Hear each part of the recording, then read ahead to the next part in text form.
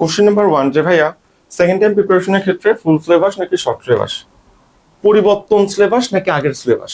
ভাই full syllabus পড়তে হবে।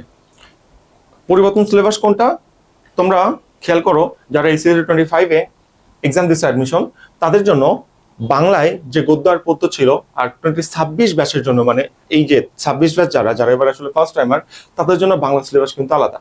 বাংলায় তুমি খেয়াল করে দেখো 4টা গদ্য এবং 4টা পদ্য পরিবর্তন হয়েছে, যদিও আমি এই স্লাইডে আসলে রাখি নাই। তুমি নতুন এনসিটিভি সিলেবাস দেখলেই বুঝতে পারবা, অর্থাৎ বাংলার ক্ষেত্রে তোমাদের নতুন সিলেবাস পড়তে হবে। আর শর্ট সিলেবাস কিনা এটার কোশ্চেন আসলে আমি কি অ্যান্সার দিব, আমার আসলে এখানে কোনো উত্তর নাই, আমার ভাষা নাই। যেখানে তোমরা এইচএসসি 20 ব্যাচ, এইচএসসি 21 ব্যাচ থেকে শর্ট সিলেবাস পাইতেছো, 20 ব্যাচ তো আসলে কি তোমাদের আসলে কি বলবো, এক্সাম ছাড়াই প্রমোটেড করে দিয়েছিল, তাই না? তো 21 ব্যাচ যারা তোমরা কি পেয়েছো বলো তো, তারা তোমরা শর্ট সিলেবাস ফলো করতেছো। করোনা চলে গেছে প্রায় 5 বছর, এখন 26 সাল, 26 শেষ হয়ে 27 পড়ে যাবে কোন দিন?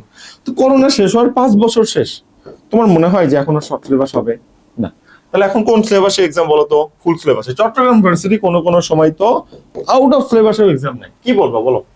আউট অফ সিলেবাসও তারা আসলে এক্সাম নেয়, কিছু বলার আছে এখানে? না।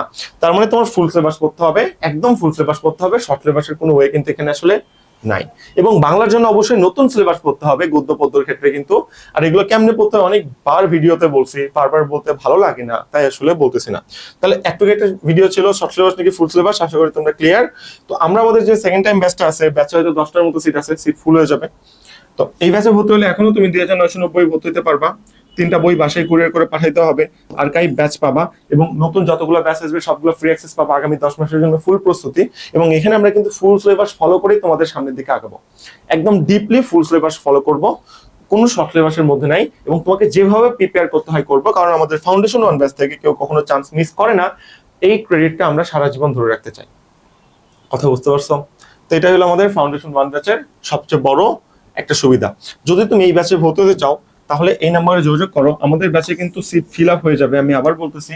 আমরা আমরা কিন্তু একটা বড় একটা প্ল্যাটফর্ম, তো আমরা মুখে যেহেতু বলছি সিট 199, এর বেশি একটাও ভর্তি করাবো না। এটা আমাদের প্রেস্টিজের একটা ইস্যুস। একটা মিলিটারি অফিসার বৃষ্টির মধ্যে যদি হাঁটার পরিবর্তে দৌড়ায়, তাহলে তার নাক কাটা যাবে, তার ইগোতে এটা লাগবে, তাই না? কারণ তিনি অফিসার, অফিসার কোনো কিছুতে কখনো দৌড়ায় না নর্মালি। সো ব্যাপারটা এরকম, আমরা যেহেতু এটা বলছি সিট 199, এর বেশি কিন্তু সিট একটাও থাকবে না। এন্ড এখানে আমাদের বোর্ডের কথা ফাইনাল, মানে আমাদের যে উইলানের বোর্ড আছে, বোর্ড অফ মেম্বার, তাদের কথা কিন্তু সবচেয়ে ফাইনাল, উপদেষ্টা পরিষদ যেটাকে আমরা আসলে বলি। সো ইন কেস এটা বুঝো, এবং আমাদের ডেমো ক্লাস দেখে আমরা কেমন ক্লাস নিয়ে যদি মনে হয় দেখে ভর্তি হয়ে যাও, এটা তোমাদের জন্য সবচেয়ে বেটার আউটপুট হবে। এখানে আমাদের আসলে ফুল টিম, আমরা এই টিম নিয়ে তোমাদের সাথে এক্সিকিউট করতেছি। ইনশাআল্লাহ এখান থেকে আমরা একটা ভালো আউটপুট বই নিয়ে আসতে পারবো, তাই তো? ওকে, আর কি বলবো, কিছু বলার নাই।